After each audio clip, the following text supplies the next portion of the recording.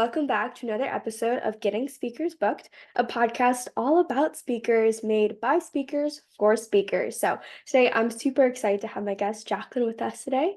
Thank you so much for the time today, Jacqueline. I really appreciate it. Awesome. Thank you so much, Macy. I really appreciate the time as well. Well, I'm so excited for this episode because I got the pleasure of hearing you speak a few weeks back at Elevate Daytona, which if anyone's not in the Daytona area is a great event. The energy was just like electric. But you guys had, I think, 12 speakers possibly or 10? How many did you guys At have? 12. We had 12, that's what I thought. And you guys have a very interesting format. It's 5 minutes, and I think every 15 seconds, the slides behind you progress. And Jacqueline just did an amazing job with opening up in her story and just, I think, moved so many of the audience today. Just so many people came after you and shared their story as well and how they related to you. So I'm super excited to dive in. Why don't you kind of kick us off and tell us a little bit about you and what you do right now? Awesome. All right. Thank you, Macy. Yeah, it was a wonderful experience at Elevate Daytona, and it was 11 other amazing speakers that shared their story and everything. I decided to get into public speaking in early spring, early summer last year, as it's one of my favorite things that I do. I love hearing other people's stories, sharing my story, and to me, that's what public speaking is all about, is storytelling. Mm, And if you can inspire somebody or make somebody laugh, make a moment memorable for somebody, then it's a good day type thing. And that's my favorite thing to do. And I think all 12 of us were able to move 350, 400 people that night in yeah. Daytona Beach. So it was a pretty powerful evening. I must admit that I am now hooked, and I will definitely be supporting it as a guest next year and going forward. It was a wonderful event. Yeah, I had heard a few things about it here and there, but I had never got the pleasure of actually going there. So when we went a few weeks, months, I think it was beginning of August, right? Yeah. And it was incredible to see everyone's talk and to see the way that everyone was sharing it. And the pictures were great. I think it really kept the speakers, I'm sure it kept you guys on your toes. Yes, that is one of the most difficult things, is when you have the photos on a jumbotron behind you, is to make sure your speech is in time when those change. And we did have our little, they call it a confidence monitor down in front, for that Oh. way we could see what the slides were. However, if you're working the whole stage, you don't necessarily have a clear view of it. So you did know to make sure you were still on time with everything. And I think for our night was a little bit extra special, since we made Elevate Daytona Beach history by having a 17-year-old on and sharing his story for trying to enter into the workforce. And we all encourage him to come back in 2 years and share what the last 2 years journey has been for him. So hopefully he takes us all up on that. Oh, I think he definitely needs to. And who dubbed it the confidence monitor? I think that's perfect.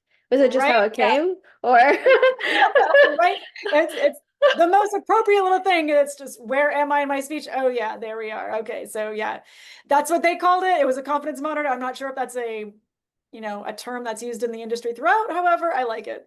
someone else is gonna steal it from us now that we've exposed the secret, right? Absolutely.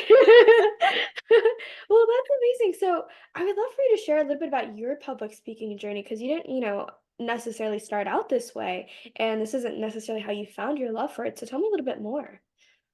No, it's kind of been a roundabout journey. I decided to find something that could hone my skills, level things up, get feedback and constructive criticism on how to change things. And I found Toastmasters in June of 2024. And I joined our West Volusia Toastmasters here in Volusia County, and it's all online. And if one Toastmasters group was good, two must be better. So I joined a second Toastmasters group. And that way I could get feedback twice a week. I could practice, whether it's impromptu speaking or rehearse speeches, and figure out everything that worked for me. We don't all learn the same. We don't all apply all the same tools the same. So it was a real crazy journey that it's just been 14 months. And now I Oh, am the wow. president and vice president of membership for West Volusia Toastmasters. And now I am an area director that covers West Volusia over to Sanford and Lake Mary. It's been a wild Toastmasters career, and I'm loving every minute of it. I'm meeting incredible people that share the love of public speaking or just communication in general, and definitely growing the wings a little bit. So it's been good, and nothing's stopping me now. I'm gonna keep on going. That's amazing. And I know that you shared with me as well that that you're mentoring a club as well in Orlando, right? Yes, it's a phenomenal club called Regal Boats Toastmasters. It's a corporate club, of course, for Regal Boats. And I am with them every Friday morning at 6:45, and they are hilarious. They leave every group that we share. It's incredible speeches, amazing impromptu table topics, questions, and speeches. They are a wonderful club. And yeah, so I decided to be a club mentor since they just started at the end of May. So they are a very brand new club and doing a phenomenal job. So Yeah. I'm very grateful to be a part of their journey too. And that's a crazy Friday morning for you because you do not live close necessarily to Orlando, but that I think shows your dedication to not only your craft as in public speaking, but wanting to help and mentor others.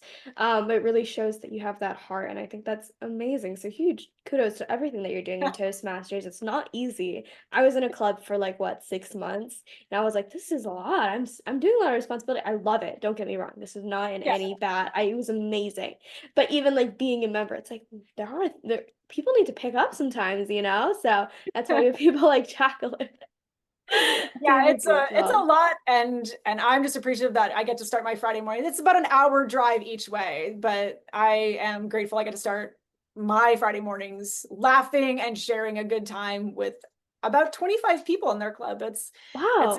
it's a good club. Yeah, That's a and that's a pretty big club to start out with. right, and it's from all areas of Regal Boats Toastmasters. Like it's all areas of the company. So it's not Oh, just sales focused or finance gotcha. focused. It's everybody that wants to join and just be a better communicator, regardless of what your position is. And I think that's really empowering to a lot of the people there. So I Oh, am all for absolutely. it with them. Yeah, because you're always communicating with people either internally, externally, and being able to have those conversations, knowing that you've all kind of been under the same training of like, hey, I know this is how you now like to be communicated to. Now I know how to present this better, so people really understand what I'm trying to talk about, which I think is the hardest problem. You want to present something new to the company, and people like, I don't know what you're saying. And you're like, but it's so good, just listen to me. Yeah, no, it definitely gives leaders new tools to explain things in a different way or to see something from a different point of view, to be more understanding as well. So it's beneficial on multiple levels. And I want to talk a little bit about you. So, what are you currently helping people with? I know you told me a few things, so I really want to make sure I'm highlighting so if people are listening, they can really learn and go, hey, this is something that I have been struggling with a while. Maybe Jacqueline can be the person I can reach out to now. Sure, I would love that. So I actually am helping a few people hone their public speaking skills. I've actually done a couple public speaking classes for 4-H and the youth leadership division there. They are incredible kids here in Volusia County. And so I've helped them refine their 90-second elevator pitch for when they have to speak to government officials. And I love these kids. They are amazing. And in October, I'll be working with Seminole County 4-H as well.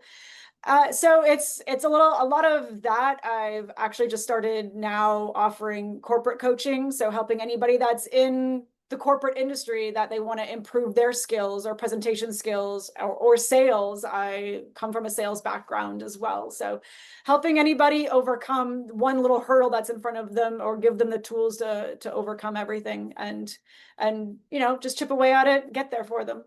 I love that. That's amazing. Well, I really appreciate you taking the time and spending a few minutes with me. You just have so much knowledge and you have so much heart, which I think makes it so much easier to talk to someone like you about this. But given that you're mentoring probably everyone in the state of Florida about public speaking, what is like one tip that you would love to share with either, like someone new to public speaking or someone who just is always looking to hone in on their skills? What is one of the one things they should start to focus on? Yes, I would love to have that title, Macy. I'm mentoring everybody in the state of Florida. I would love that. I would love to help everybody, regardless of age or industry. However, the one tidbit I actually gave to a professor in public speaking, and she had not heard this before, was when anybody tells you that they're nervous, tell them that don't say I'm nervous, say I'm excited, and flip Mm, that script in your head that you get to do this, and instead of saying I right. have to do this. So don't say I'm so nervous, I'm really nervous. Say I'm so excited, I'm really excited. And you can change a lot, and you can walk with a little bit more confidence into your presentation or whatever it is that you're getting ready to do, instead of saying I'm nervous, I'm excited. Absolutely. That's such a great way to put it because sometimes those nerves really get to you before getting on stage. So if you're not able to kind of control yourself and control your self-talk, I mean, that's when I'm speaking from my history, right? Not even talking about anyone else.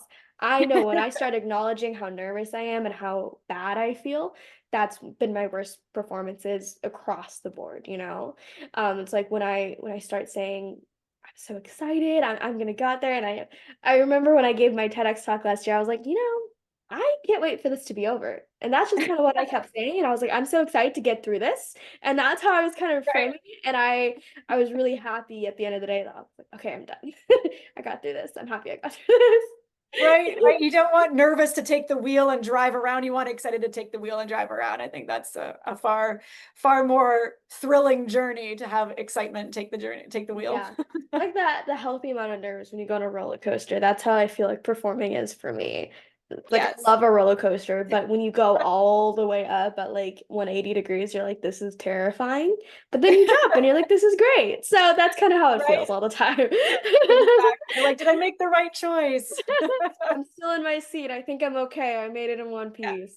That's And all then good. you're getting right back in line to do it again. Exactly. Then it's like the second one. It's like we're going on now the mummy. So it's like that's how it goes in Florida. But Yeah, anyway, definitely. thank you again so much for your time. This has been so amazing, and I just loved all the great tidbits that you have.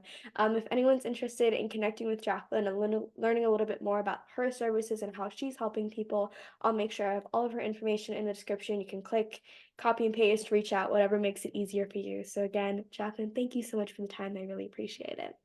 Awesome, Macy. Always a great time with you. I really appreciate it. Thank you. And to everyone watching, I really appreciate you as well. If you are a speaker and looking to be connected with other speakers, in the link in the description, you can join our free global speaker community on Facebook.